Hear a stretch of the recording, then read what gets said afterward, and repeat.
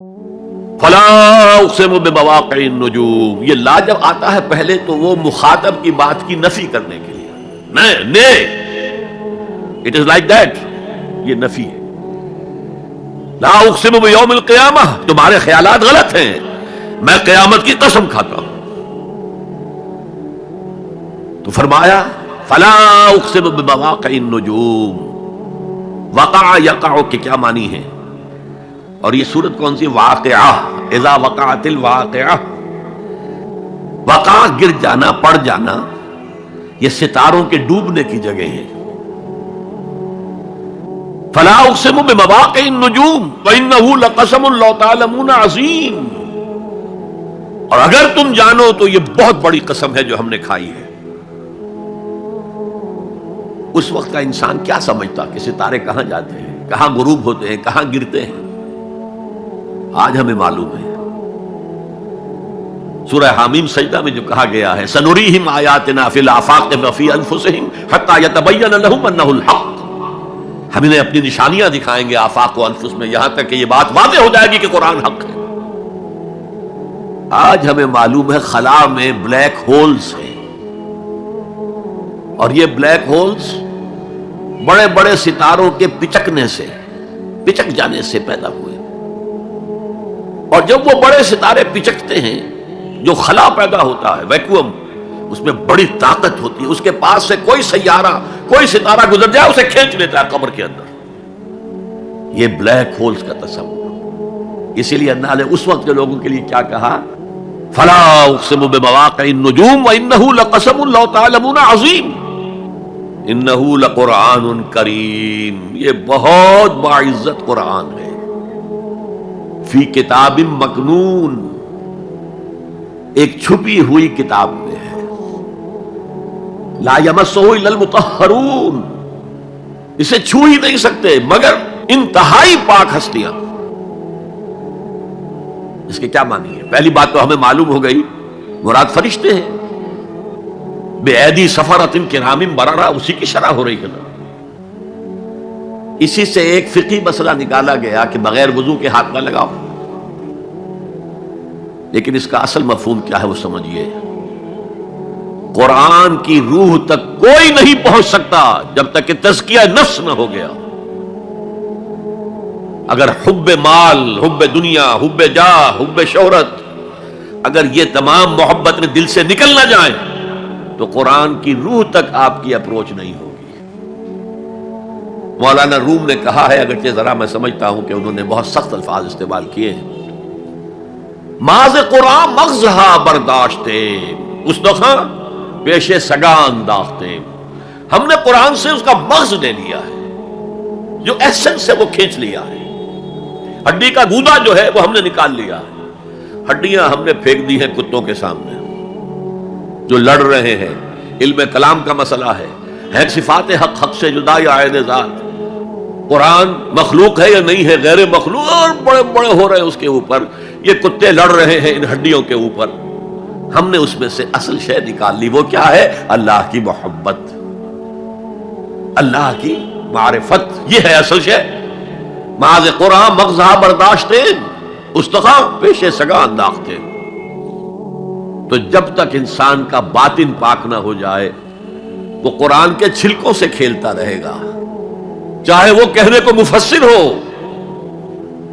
قرآن کے باطن تک کبھی نہیں پہنچے گا۔ فی کتاب مکنون لا یمسہ الا المطہرون تنزیل من رب العالمین، یہ تھوڑا تھوڑا کر کے اتارا گیا ہے رب العالمین کی طرف سے۔ انزال کے معنی ہے دفعتاً اتار دینا۔ لیلۃ القدر میں آیا انا انزلناہ فی لیلۃ القدر۔ رمضان کے بارے میں شہر رمضان الذی انزل فیہ القرآن، باب افعال، لیکن حضور پر ایک دم نہیں اترا، تھوڑا تھوڑا تھوڑا تھوڑا 23 برس میں جا کر اس کی تکمیل ہوئی۔ اب دیکھیے جو شکوہ کیا اللہ نے، کیا اس جیسی نعمت سے تم مداہنت کر رہے ہو، بے اعتنائی کر رہے ہو، اسے پڑھتے نہیں ہو، اسے سمجھتے نہیں ہو، اس پر عمل نہیں کرتے، اسے اپنا امام نہیں بناتے؟ تمہارا طرز عمل یہ ہے، بلکہ تم نے اپنا نصیب یہ بنا لیا ہے کہ تم اسے جھٹلا رہے ہو۔ غور کیجئے، جھٹلانا جو ہے دو طرح کا ہے. ایک ہے زبان سے کہنا کہ یہ نہیں ہے، کوئی اللہ کا کلام نہیں ہے، یہ قرآن وغیرہ جھوٹ، سب اساطیر الاولین ہے، یہ محمد نے گھڑ لیا ہے وغیرہ وغیرہ، جھٹلانا ہو گیا. ایک جھٹلانا ہے عمل سے جھٹلانا. مان تو لیا اللہ کا کلام ہے لیکن اس کی حرام کردہ شے کو اپنے لیے حلال کیا ہوا ہے. حدیث نبوی ہے، ما آمن بالقرآن من استحل محارمہ، اس شخص کا قرآن پر کوئی ایمان نہیں ہے جو اس کی حرام کردہ چیز کو اپنے لیے حلال ٹھہرا لے. اس سے اعتبار سے غور کیجئے. اور اس کی مثال بھی دی ہوئی ہے سورہ جمعہ میں،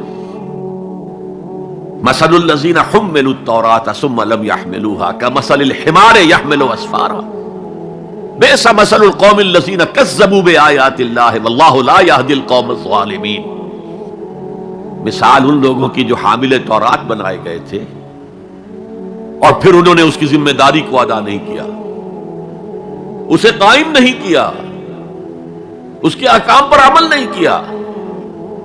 جیسے فرمایا ہے سورہ اعراف میں، قل یا اہل الکتاب، کہہ دیجئے اے نبی صلی اللہ علیہ وسلم، اے کتاب والو، لستم علی شیء حتی تقیموا التوراۃ والانجیل وما انزل الیکم من ربکم، تمہاری کوئی حیثیت ہماری نگاہ میں نہیں ہے، تمہارا منہ نہیں ہے کہ ہم سے دعا کرو جب تک کہ تم تورات اور انجیل کو اور جو کچھ نازل کیا گیا تمہاری طرف سے قائم نہیں کرتے. آج اللہ ہماری دعائیں نہیں سنتا. 30 لاکھ جا کر حج کرتے ہیں، دنیا کے حالات میں کوئی ذرہ برابر فرق آتا ہے؟ اول تو حرام کی کمائی سے حج ہو رہا ہے، تو حج ہے ہی نہیں سرے سے. جو کچھ کرتے گئے تھے سودی کاروبار وہی آ کر دوبارہ شروع کر دیا. سرکاری ملازمت تو جو رشوت پہلے لے رہے تھے اس کے بعد آ کر شروع کر دیا. یہ کیا ہے؟ یہ تکذیب بالعمل ہے، جھٹلانا ہے. تم نے اپنا نصیب یہ بنا لیا ہے کہ تم قرآن کو جھٹلا رہے ہو جیسے کہ انہوں نے جھٹلایا تھا. مثل الذین حملوا التوراۃ ثم لم يحملوها كمثل الحمار يحمل اسفارا، ان کی مثال ان گدھوں کی سی ہے جن پر کتابوں کا بوجھ لاد دیا گیا. مکالمات فلا تم، کشڑی باندھ کر گدھے کے اوپر رکھ دیجئے تو کیا وہ واقعی منطقی اور فلسفی بن جائے گا؟ یہ مثال اللہ دے رہا ہے. اور یہ مثال کیوں دی گئی ہے؟ اس آئینے میں ہمیں ہماری تصویر دکھائی گئی ہے. تم اگر قرآن کا حق ادا نہیں کر رہے تو تمہاری مثال وہی ہے جو یہود کی تھی. بئس مثل القوم الذین کذبوا بآیات اللہ، بری مثال ہے اس قوم کی جس نے اللہ کی آیات کو جھٹلایا. تو زبان سے تو یہودیوں نے کبھی نہیں جھٹلایا تورات کو، عمل سے جھٹلایا ہے. یہ وہ 5 مقامات ہیں جن میں اللہ تعالیٰ نے خود اپنے کلام کی شرح بیان کی ہے، تعریف کی ہے، اس کی عظمت کو بیان کیا. اب میں آپ کے سامنے ایک حدیث رکھنا چاہتا ہوں. حضور نے کیا فرمایا؟ ایک حدیث سنا چکا ہوں آپ کو، عن عثمان بن عفان رضی اللہ تعالی عنہ قال قال رسول اللہ صلی اللہ علیہ وسلم خیرکم من تعلم القرآن وعلمہ، تم میں سے بہترین لوگ وہ ہیں جو قرآن سیکھیں اور سکھائیں. یہ حدیث بڑی عجیب ہے، یہ ترمذی میں بھی ہے اور دارمی میں ہے، اور اس کے راوی حضرت علی ہیں رضی اللہ تعالی عنہ. عن علی رضی اللہ عنہ قال، حضرت علی فرماتے ہیں انی سمعت رسول اللہ صلی اللہ علیہ وسلم یقول، میں نے سنا اللہ کے رسول صلی اللہ علیہ وسلم کو یہ کہتے ہوئے، انہا ستکون فتنۃ، ان قریب ایک بہت بڑا فتنہ رونما ہوگا. حضرت علی فرماتے ہیں قلت، میں نے عرض کیا مل مخرج منہا یا رسول اللہ، اللہ کے رسول یہ فرمائیے اس فتنے سے بچنے کا، نکلنے کا راستہ کون سا ہوگا؟ جیسے آپ بڑے بڑے حالوں میں دیکھتے ہیں ایگزٹ، عرب ممالک میں لکھا ہوتا ہے مخرج، اگر کہیں آگ لگ جائے، کہیں دھواں بڑھ جائے تو نکلو، لال جو روشنیاں ہیں ان کے اندر جو نیچے دروازے ہیں ان کی طرف جاؤ. یہ مخرج ہے جان بچانے کے لیے. یہاں ایک لحظہ توقف کر کے ہمارا اور صحابہ کا جو فرق ہے اس کو نوٹ کر لیجئے. اگر ہم ہوتے تو کیا پوچھتے؟ حضور یہ فتنہ کب آئے گا، کدھر سے آئے گا، کیوں آئے گا، کیا ہوگا؟ یہ سارے سوالات کرتے نا جن کا عمل سے کوئی تعلق نہیں، معلومات ہیں. حضرت علی نے کچھ نہیں پوچھا، بس آپ نے فرما دیا کہ بہت بڑا فتنہ ہوگا، تو بس ہمیں یہ بتائیے کہ اس سے نکلنے کا راستہ کیا ہے۔ اب سنیے حضور کی زبان سے قرآن مجید کی مدح۔ قال کتاب اللہ، فتنوں سے بچانے والی اللہ کی کتاب ہے، فیہ نبأ ما قبلکم، اس میں تم سے پہلے جو تھے ان کی بھی خبریں ہیں، قوم نوح اور قوم عاد اور قوم سمود اور قوم مدین اور آل فرعون اور صدوم اور عمورہ کی بستیوں کے حالات ہیں کہ نہیں؟ وَخَبَرُ مَا بَعْدَكُمْ، اس میں تمہارے بعد جو آنے والے حالات ہیں وہ بھی درج ہیں، ذرا کھدائی کر کے نکالنا پڑتا ہے ورنہ حالات موجود ہیں۔ ایک اوپر کی چیز ہے، سامنے کی چیز ہے، ایک ذرا اندر سے کھدائی کر کے، لیکن یہ کہ حضور فرما رہے ہیں خبر ما بعدکم وحکم ما بینکم، اور جو بھی اختلافات تمہارے درمیان ہوں گے ان کا فیصلہ بھی اس کتاب میں موجود ہے۔ کاش کہ ہم اپنے مذہبی اختلافات کو رفع کرنے کے لیے قرآن کی طرف رجوع کریں، جو حبل اللہ ہے، واعتصموا بحبل اللہ جميعا ولا تفرقوا۔ تو فرمایا کتاب اللہ فیہ نبأ ما قبلکم وخبر ما بعدکم وحکم ما بینکم، هو الفصل لیس بالحزل، وہ فیصلہ کن کلام ہے، ایسے ہی یابہ گوئی نہیں ہے، یہ قرآن کی آیات ہے۔ انہ لقول فصل وما هو بالحزل، سورہ تاریخ کے اندر آیا، تاریخ میں هو الفصل لیس بالحزل من ترکہ من جبار قسمہ اللہ،